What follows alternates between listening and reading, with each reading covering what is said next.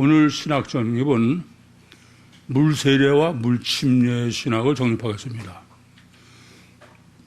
뭐 당연히 그냥 우리는 세례나 침례다 그러면 물로 세례를 받느냐 물 침례 받느냐니까 그냥 세례와 침례라 그래도 괜찮아요. 그런데 좀 더 명확하게 의미는 물세례냐 물침례냐다.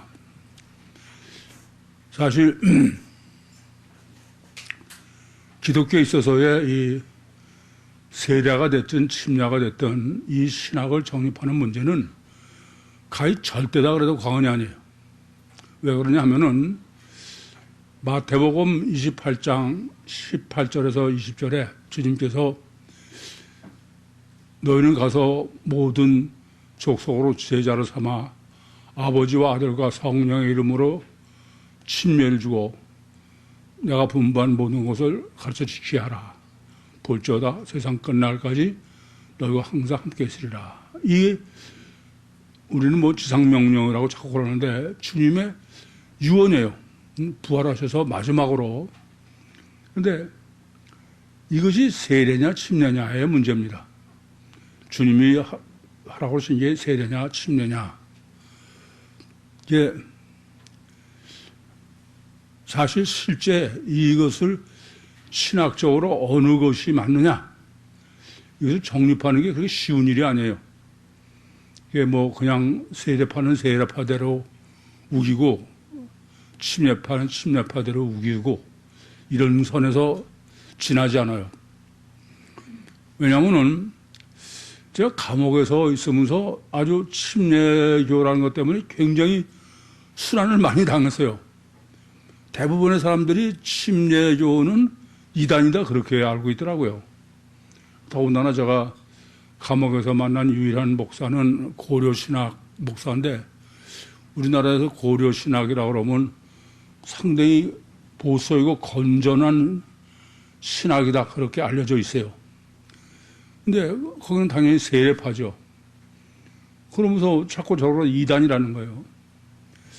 그 사람하고 세례가 맞느냐 침례가 맞느냐 그런 논쟁을 해보니까 논쟁이 전혀 되질 않아요. 왜 안 되는지 아세요? 신학이 없어. 아예 신학이 없어 저봉은. 이건 그야말로 우기기 내기고 더군다나 뭐 숫자로도 침례교는 얼마 안 되고 우리나라 13고 대부분이 세례니까 그래서 세례를 해야 된다 그런 주장이 거의 절대적이다 그래도 과언이 아니에요. 아마 여기 앉으신 분들도 구육교회 오시기 전에 다니던 교회가 침례교회 다니시는 분은 거의 없을 거예요. 있어요? 그러면 나머지는 전부 세례파예요. 그러니까 뭐 세례가 맞다 이런 얘기가 되는 거죠. 근데 실제 이것을 제가 신학적으로 정립한 것은 없다 그래도 과언이 아닙니다. 하도 제가 시달려가지고서 감옥에서 나와서 창세기를 확인하는 것과 못지않게 다음 가도록 그 기독교 도서관에 가서 세례 논문을 봤어요. 근데 논문이 굉장히 많아요. 그런데 그 논문에 침례 논문은 하나도 없어. 전부 세례 논문이야. 그리고 세례가 맞다는 얘기입니다. 뭐 그 주장대로 맞을 수도 있겠죠. 그러나 우리가 좀 생각해야 할 문제는 그 왜 세례가 지배를 하느냐. 그리고 과연 그 침례 요한이 행한 것은 세례냐 침례냐. 또 주님이 하라고 하신 것은 세례냐 침례냐. 근데 뭐가 문제인지 아세요? 네? 어디 장집사는 뭐가 문제인지 알아? 세례냐 침례냐 그러는데 뭐가 문제냐고.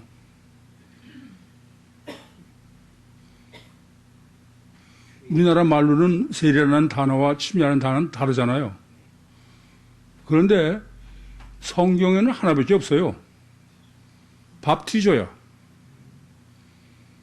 그럼 밥티저를 세례를 밥티저라고 표현한 거냐? 침례를 밥티저로 표현한 거냐? 그게 문제죠. 근데 그것도 문제야. 왜 문제냐면은 성경 해석은 밥티저라는 단어가 원래 무슨 뜻이다. 그렇게 얘기할 수가 없어. 왜냐하면 성경 자체가 사전이니까. 근데 전부 사람들이 밥티저는 세례다 그러면은 그건 세례예요. 그런 거지 뭐 별대로 사전이 있어가지고 요거는 밥티저는 세례가 아니라 침례다. 그럴 수 있는 게 아니야. 따라서 우선 항상 여러분에게 드리는 말씀입니다만은 제가 어려움을 겪고 있고 그러나 우리가 정립하는 신학이 완전하다는 자부심을 갖고 있는 것은 저는 어떤 다른 근거에 의해서 신학 정립하지 않아. 오직 뭐요? 오직 성경이야. 이게 오직 성경으로 세례가 맞냐 침례가 맞느냐를 신학적으로 정립해야 되는 거예요. 그렇지 않고 해봐야 그거는 제가 여러 번 드린 말씀입니다만은 성경으로 다른 거 해석하는 건 가능하지만 다른 걸 근거로 성경 해석하는 건 안 되는 거예요. 왜냐하면은 문자로 남아있는 가장 오래고 안전한 건 성경밖에 없어요. 그러니까 성경으로 가장 완전하게 신학을 정립해야 올바른 신학이다. 그 점을 먼저 아셔야 되겠습니다. 그러면 이게 세례가 맞느냐, 침례가 맞느냐. 세례는 무슨 뜻이에요? 세례는 우리 몸의 죄를 물로 씻는다는 뜻이죠. 그 세자가 씻을 세자예요. 침례라는 말은 몸을 씻는 게 아니라 물에 담근 안에 들어갈 때는 죽고 다시 부활해서 산다 이런 겁니다. 그러니까 그걸 세례로 해석하냐 침례로 해석하냐는 의미가 전혀 틀린 거예요. 그렇지 않습니까? 그래서 이 신학을 이제 아주 올바로 정립해 두는 문제는 이건 앞으로의 우리의 신앙이나 신학에도 절대로 중요한 문제입니다. 그럼 이제 어디서부터 정립을 해야 되냐면은 원래 그 신약 성경의 세례냐 침례는 어디서부터 시작된 거예요? 어? 침례 요한이야. 아예 성경의 시작부터 정확하게 정립해야지 그냥 뭐 여기 그러다가 저기다 그렇게 하면 안 돼요. 근데 침례 요한의 그 주의 시작이고 주의 길을 예비한 게 침례 요한이 누가복음 3장 3절에 기록하는 것처럼 죄의 사함을 얻게 하는 회개의 침례로 시작한 거야. 그래서 침례 요한을 침례 요한 또는 세례 요한이라고 그러지 그냥 뭐 요한이나라고 그러지 않아요. 그만큼 그 신약에 있어서의 세례냐 침례냐는 가장 근본적인 근거가 어디 있냐면은 요한에 있다. 이거부터 명확하게 하셔야 됩니다. 그런데 요한이 주의 길을 예비하면서 하는 침례는 우선 유대인의 메시아 대망 사상의 완성이다. 그러니까 우리는 그 너무 그냥 뚝 띄워서 생각해서 그래. 그렇지 않아요. 오늘 설교에도 정립해 드린 것처럼 침례 요한이 주의 길을 예비한 것은 구약서부터 그 신인 메시아의 구원, 그건 다른 게 아니라 유대인의 메시아 대망이에요. 그것을 그냥 해서는 안 되고 침례 요한이 예비를 해야 된다라는 말씀인 것입니다. 그래서 우선은 그 침례 요한이 주의 길을 예비하는 것은 뭐 이미 앞에서 정립해 드리니까 지금은 거기까지는 안 하겠어요. 우리가 근본적으로 알고 계셔야 되는 것은 이 세상은 누구도 원죄에서 자유로우면 아무도 없어. 그러니까 오늘 그 침례 요한에 제가 신학을 정립하는데 결론은 왜 그러냐면 원죄이기 때문에 그렇다. 아무도 원죄에서 예외인 사람이 아무도 없으니까 이건 원죄를 전제로부터 생각해야 되는 게 가장 마땅한 거야. 그렇죠? 그러면 원죄에서 구원이라는 얘기는 결국 원죄는 단일체 이중 본능으로 인간이 이해하는 거죠. 단일체 이중 본능의 원죄가 세상인데, 근데 실제로는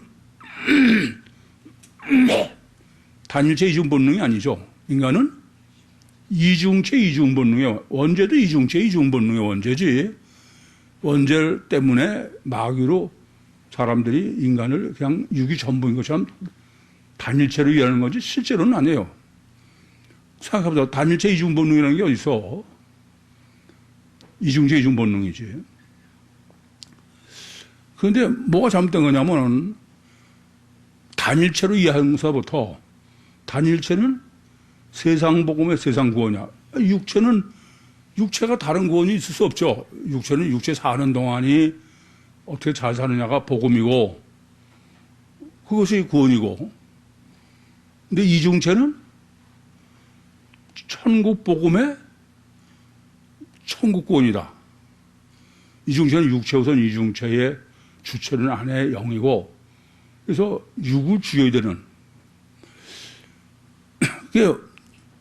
유대인의 메시아 대망의 성취는 유대인이 어떻게 알고 기독교가 어떻게 이해하든 간에 이렇게 두 가지로 해석할 수 있다고 합니다.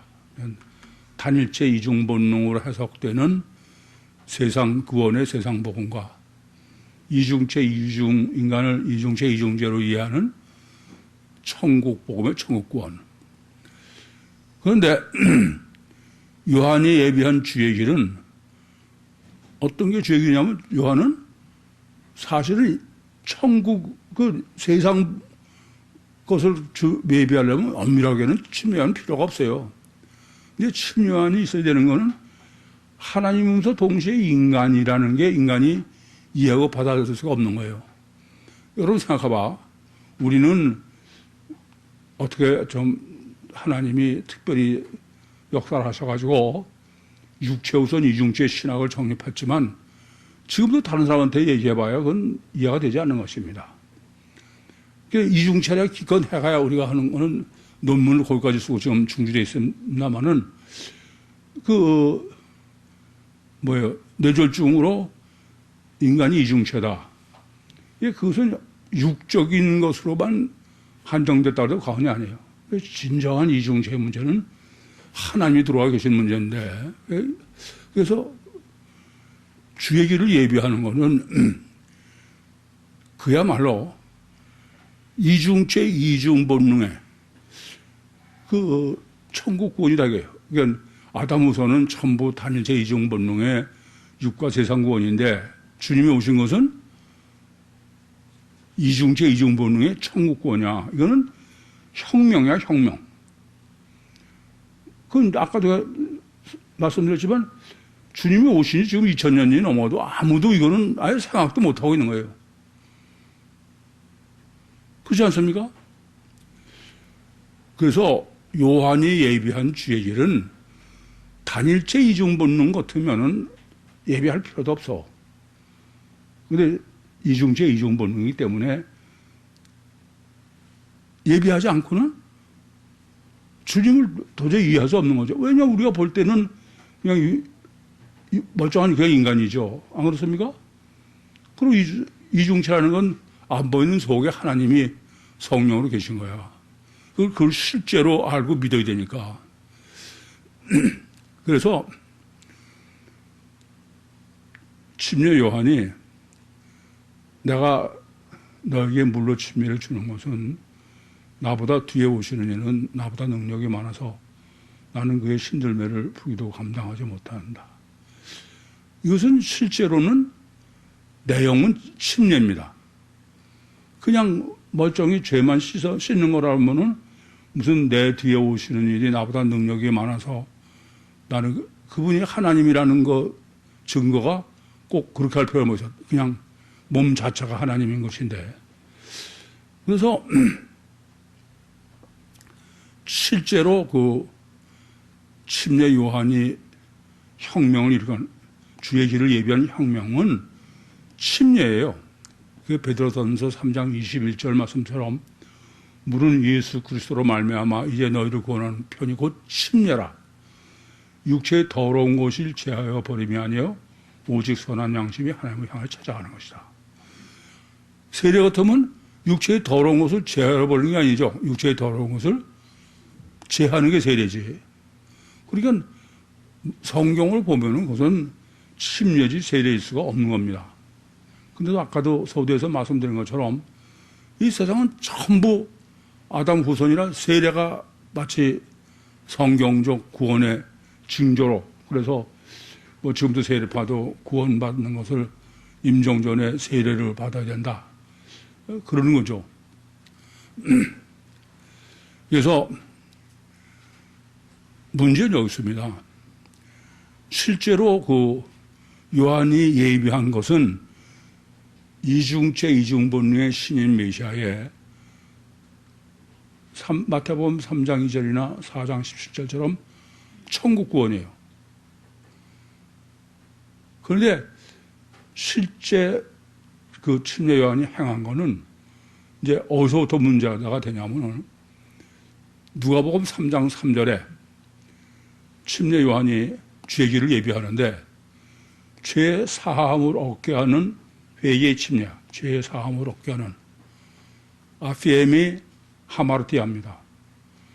그럼 죄 사함을 얻게 하는 회개의 침례가 세례냐 침례냐 문제가 되죠. 죄 사함을 받는다면 침례겠어요, 회개겠어요? 어? 세례다. 또 아무리 그래도 그건 침례다. 그렇게 알 사람 없어요?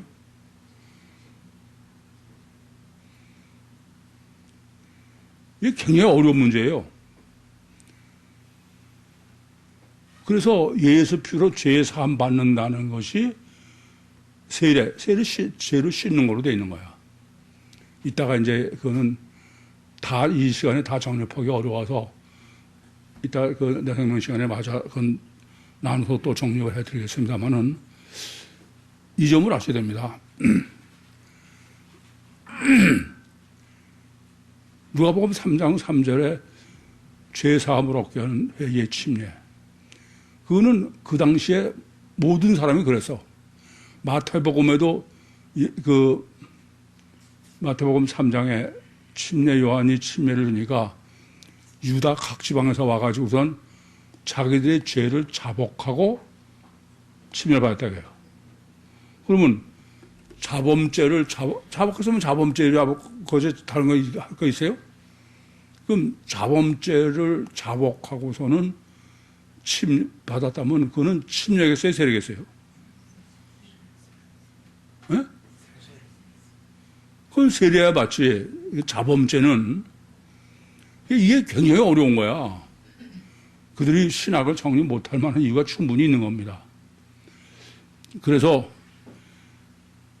지금 우리가 이 세례, 물세례와 물침례의 신학을 성경적으로 완벽하게 정립하는 문제는 그거는 뭐 사실 다른 것도 더 중요할 수 있어요.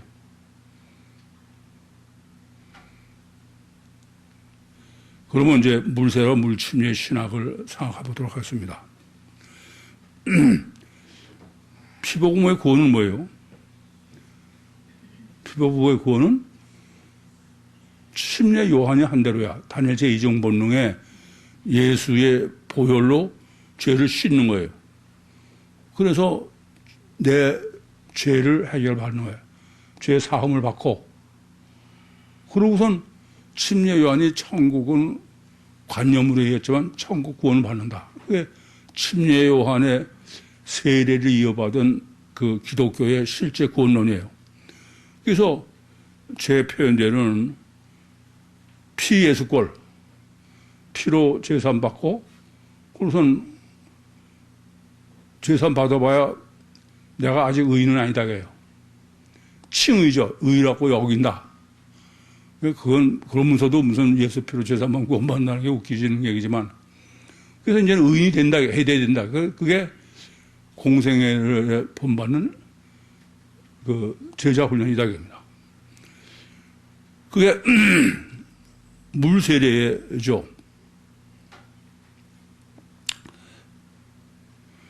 근데 문제는 이제 여기 있어요. 제가 그 세례 논문을 보니까 엄청 세례 논문을 보면은 누가 봐도 그는 뭐 제가 보면 아니지만 누가 봐도 세례에 맞지 침례에 맞는 게 아니야. 왜 그러냐? 오늘은 제가 복잡한 것보다 핵심을 여러분이 정확하게 알고 있어야 돼. 제가 아까도 침례 논문은 별로 없다고 그랬어요. 세례 논문만 있어.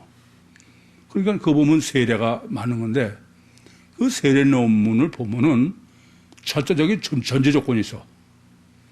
그냥 세례 논문의 논리를 전개하는 게 아니에요. 절대적 조건은 뭐냐면 보혈로 구원받는 게 절대야. 무슨 말씀 아시겠어요? 예수 피로 죄 사함 받는 게 구원이다. 그게 성경적 구원이요 신인 메시아의 구원이다. 그 기준이 절대인 거야. 그러니 이게 논리는 이래요. 그러니 세례가 맞냐 침례가 맞냐는 논리예요. 제 말씀이 무슨 말씀이 이해됩니까? 제가 보면 논문도 아니야. 그들이 그렇게 뭐 어마어마하게 논문 쓴 거는 오늘 제가 1시간 동안에 정립해드리는 세례와 침례의 논리만도 못해. 그러니까 아예 전제 조건이 예수님의 구원은 보혈 구원론이에요. 죄사함. 그럼 그걸 전제로 예수님, 논리가 세례일 수밖에 없죠. 안 그래요? 아니, 예수 피로 죄사함 받는다는 건 육체의 죄를 씻는 겁니다. 그렇죠? 그게 구원론이 절대야. 그런데 그 구원을 실제로 형식으로 한 것이 침례가 맞냐, 세례가 맞느냐 하는 논리입니다. 그건 당연히 세례가 절대죠. 육체의 죄를 씻는 건 세례가 아닙니까? 안 그래, 그래요? 이 점을 아셔야 돼. 우리가, 이 세상의 모든 예식은 그 예식이 표현하는 내용과 실제가 일치해야 돼. 그러면 예수 피로 제사함 받는 게 구원이다 그러면 일치하려면은 세례를 맞는 거예요. 안 그래요? 침례는 안 맞죠? 꼭 무슨 꼴이냐면요. 그걸 먼저 전제로 해놓는 거는 그러면 침례는 예식이 전혀 달라야 돼. 침례는 구원이 달라야 돼. 예식이 다르니까. 여러분은 장례식을 결혼식처럼 행하는 사람 있어요? 결혼식을 장례식처럼 행하는 사람 있어요? 결혼식은 결혼식답게, 장례는 장례답게. 그렇지 않습니까? 그럼 세례는 세례 형식에 맞는 구원이어야 되고, 침례는 침례 형식에 맞는 구원이 돼야 옳은 거예요. 안 그렇습니까? 그런데 어떤 논리냐? 그 세례파의 논리입니다. 이와 같이 주님이 우리를 구원하시는 절대는 예수 피로 제사 보혈로 구원이다 이거예요. 절대. 그렇기 때문에 세례가 된다 이거야. 근데 침례파들이 왜 그게 세례가 침례로 바뀌었느냐? 이런 논리예요, 그게. 대체적인 논리예요. 그 당시에 이제 신앙적 결단을 해서 나 구원받겠다. 받기 위해서 세례를 받겠다. 그러면은 이제 침례하고 정반대로 얘기를 하는 건데, 똑같은 걸. 그러면 냇가에 가서, 왜냐면 냇가에 가서 하는 수밖에 없어. 침례 요한이 침례를 준 게 집안에서 물 뿌린 게 아니잖아요. 요단강에서 했어요. 그러니까 냇가에 가서 물을 떠서 부어가지고선 죄를 씻었다 이거야. 그런데 그걸 계속 하다 보니까 로마 군인들이 이 그리스도인들이 세례를 받으러 강가에 나와서 하는 걸 알았다고 해요. 밤에 몰래.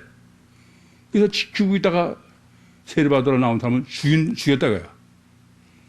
그래서 할 수 없이 카타콤베는 뭐냐면 지하 무덤이죠. 교회입니다. 그리스도인들이 지하 무덤 교회로 숨었다고 해요. 지금도 로마에 가면 카타콤베 있습니다. 그래서 이제 그 무덤 속에서 세례를 받아야 되니까, 그건 내과에서 받는 건 아니죠. 근데 그렇게 해서 무덤 속에서 세례를 받다 보니까 이 사람들이 마치 그 신앙이 로마 사람이 죽음이 두려워서 그렇게 해서 내과에 가서 세례를 못 받고 무덤 속에서 세례를 받는다. 그것이 언제든지 가짜는 과장을 하는 거죠. 그래서 그냥 물을 뿌리는 거로 하지 않고 물을 떠서 갖다 담그는 침례를 했다고요. 그게 논리예요. 그러니까 원래는 세례인데 이래서 침례를 받겠다. 이제 반대야. 침례교단입니다. 침례교단에서 침례라고 그러면은, 그럼 아까도 말씀드렸지만 결혼식을 장례식처럼 할 사람이 없고 장례식을 결혼식처럼 할 사람이 없어. 그럼 예식을 침례교로 하면 구원론이 침례교이 돼요. 침례의 형식에 맞게. 그러니까 물에 들어갈 때 나는 죽고 물에서 나올 때 부활로. 그런데 침례교단의 구원론이 뭐예요? 여전히 보혈구원론이야. 침례교단도. 그리고 형식은 침례를 한 거예요. 그럼 또 침례교단에서, 제가 침례교단에서 신학을 했으니까 이것 때문에 논쟁도 많이 하고 내가 말같지 않은 소리 말하고 펄펄 뛰고 그랬는데, 침례교단은 똑같은 논리를 거꾸로 하는 거야. 어떻게 하느냐? 나가서 침례를 받으려면 내과에 가서 침례를 받아야 되는데, 자꾸 순교라고 그렇게 되니까, 뭐 침례 받는다고 꼭 구원 받는 거냐? 죄 받는 거를. 그래서 그것을 카타콤베 속에서 물을 떠다 놓고 침례탕처럼 그렇게 했다 이거예요. 그런데 계속 하다 보니까 이 세례교인들이 그거 뭐 꼭 그렇게 구원받는 것도 아닌데 물을 뭐 거창하게 갖다 담글 게 뭐냐. 그래서 물을 뿌리는 세례를 받겠다 이거야. 똑같은 거를 거꾸로 해석하는 거죠. 그렇지 않습니까? 장입사도 그렇게 학교에서 배웠지? 아니야? 거의 예? 목사님이 말한 거의 그대로지. 그러니까 침례교단도 원래 침례인데 세례파들은 순교가 두려워서 카타콤베 속에서 세례를 받았다. 이렇게 비난하는 겁니다. 둘이 똑같은 걸 반대로만 얘기하는 거 뭐냐.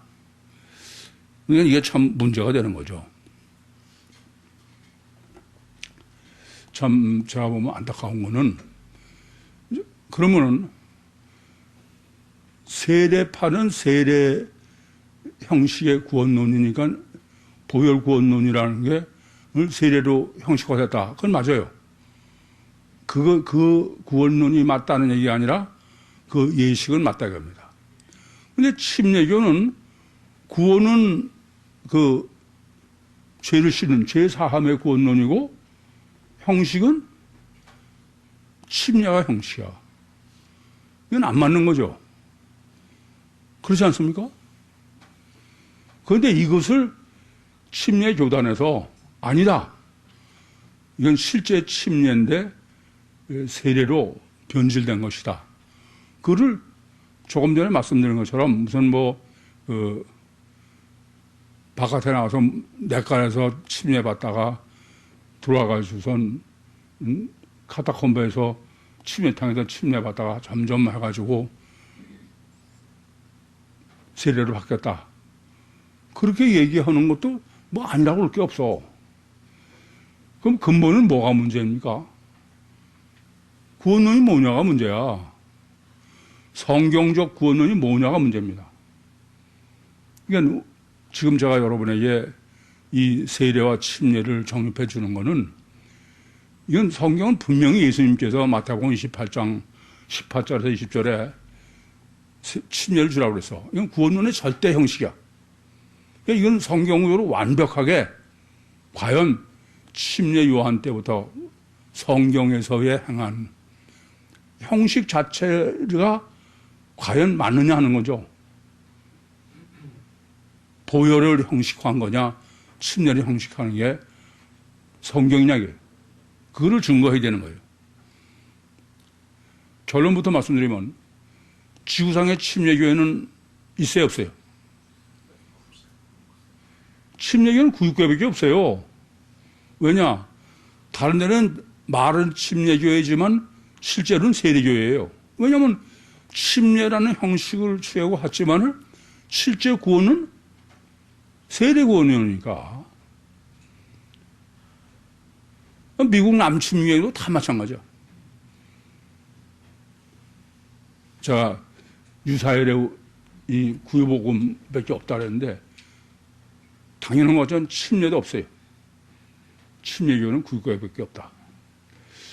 이것을 이제 더 그 신학적으로 성경적으로 정립하는 문제는 지금 한번 시간이 넘어가니까 이건 내생명 시간에 맞아 정리해드리고 본문은 보겠습니다. 지금 여러분에게 제가 분명하게 말씀드리는 건, 여러분 아는 거는 세례에 맞는 구원론, 세례 구원론과 일치해야 되고 침례는 침례에 맞는 구원론과 일치하고 그걸 성경으로도 완벽하게 계시됐어야 돼. 성경이 세례로 그 제사함 받는 구원을 침례로 표현하거나 또는 침례로 이중체 침례 구원을 세례로 표기하거나 성경은 그럴 리가 없습니다. 무슨 말씀인지 아시겠어요? 세례면 세례니까 세례라는 표현을 써야 되는 거고 성경이 아니 실제로 구원이 세례인데 성경이 그것을 침례라고 표기하는 그런 건 하나님 말씀 아니야. 반대로 성경적 구원이고 예수 그리스도에 의한 구원이 침례인데 근데 침례라는 단어를 안 쓰고 세례를 썼다. 그것도 전혀 그건 안 되는 얘기야. 근데 놀랍게도 2000년 동안 이 세례와 침례를 성경적으로 완벽하게 정립하지 못해서 없어요. 그래서 지금 그것을 섞으면 여러분이 나중에 정리의 문제가 생길까봐 이따가 그 내생명 시간에 세례와 침례 신학을 성경적으로 완벽하게 정립해드리도록 그렇게 하겠습니다. 본문 보겠습니다. 요한이 옥에서 그리스도의 하신 일을 듣고 제자들을 보내요. 우선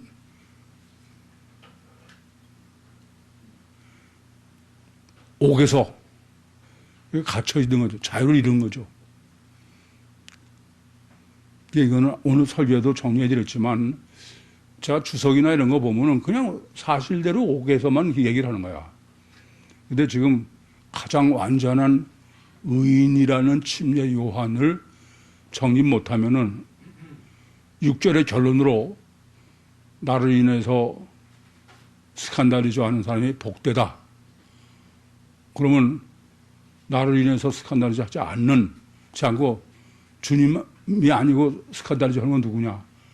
그건 오늘 여러분도 그 실제로 주님이 누굴 지칭하는지 아시죠? 제가 침례 요한이라고 제시한 거에 동의하지 못할 사람. 이건 굉장히 무서운 얘기야. 이게 기독교가 뭐냐는 아주 명확한 거예요. 아니, 성경 가장 완전 의인이 스칸달리조의 대표가 되는 거예요.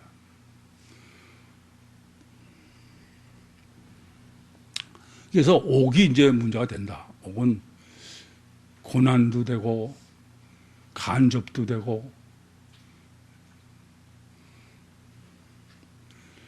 그리스도의 하신 일이에요. 예수가 아니에요. 우리는 호칭이 예수 그리스도. 그리스도는 마태복음 16장에 베드로가 예수님이 그 13절부터 20절에 사람들 나를 누구라 하더냐.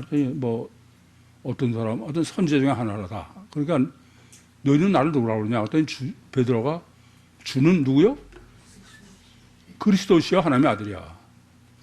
예수가 아니에요. 아시겠어요? 하나님의 아들이다. 그러니까 지금 그리스도로 표현한 것은 그리스도 왕국, 하나님 왕국, 신인 메시아 대망사상의 완전 성취한 왕국, 이런 의미죠. 또 한 번 감사한 거는 호칭 신학을 우리처럼 정립했으면 성경 해석은 불가능해. 신론들 읽어요? 아직도 정신 못 차렸어.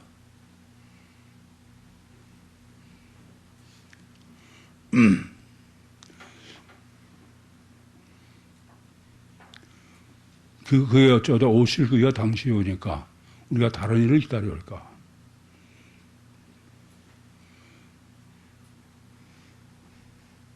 자기가 기권해놓고선 오실 그가 메시아 당연히 맞냐? 이건 참 본문의 의도가 그 의인 때려잡는 게 본문의 의도다. 그렇게 목적을 먼저 아시면은 이런 표현의 의미가 뭔지 알죠. 그렇지 않으면 그는 이 본문에서 뭘 강조하는 걸 모르는 거예요. 예, 자기가 자기 의인이 억울하게 오게 갇힌 거 보니까 아무리 봐도 그리스도는 맞는 것 같은데 의심이 생긴다. 이게 의인이다. 자기 기준이야. 참 이거는요, 뭐 여러 개 설교에서 강조해 말씀드렸지만 여러분이 정말 이 문제는 의인 되지 않는 문제는 이건 절대 문제야. 이게 단일체 같으면은 뭐 할 말이 없어. 근데 이중체는 건 명확합니다. 이중체의 의인이라고 하려면은 어떻게 의인이냐? 원자가 해결돼 의인이야. 이게 사람을 단일체로 이해하냐, 의체로 이해하는 거는 이건 아예 차원이 다르고 깊이가 틀려요. 참 그 이중체 정립하고 이중체로 끌고 가는 게 너무 힘든데 그럼에도 불구하고 저는 너무 감사해요. 이중체가 아니면 전혀 불가능해.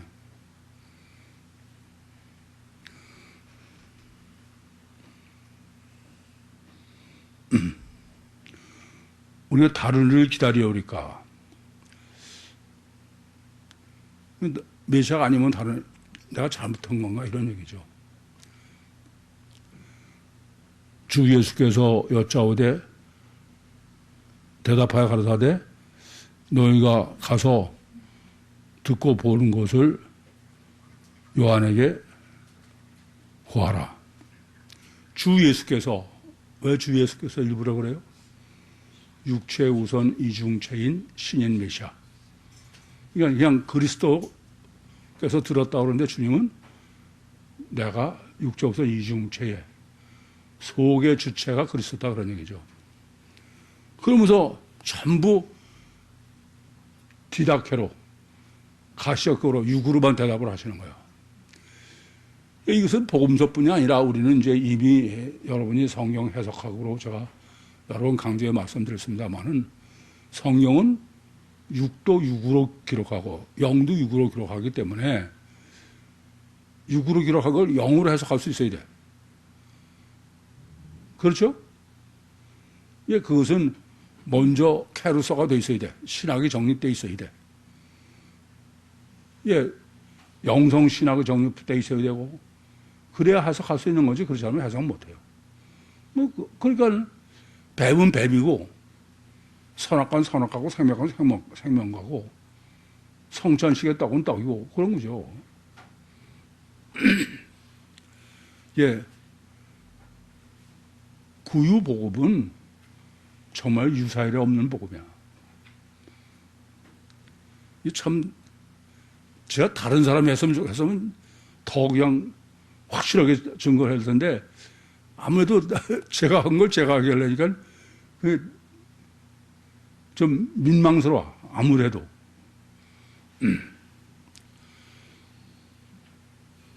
보고 들은 것을. 그러니까 침례 요한의 능력에 맞게 침례 요한이 그건 해야 6.25 가셔 결과밖에 모르더랍니까. 그래서 소경에 보면 안전명이 쭉 열고 하신 것입니다.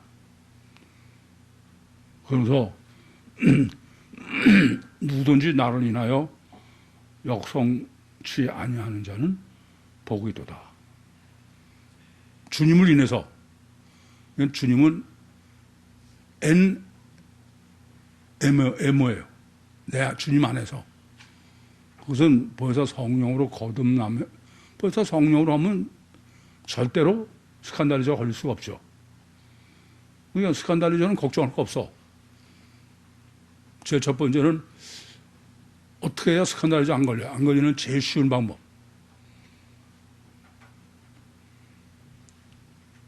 근데 여기까지 정립하는데, 에?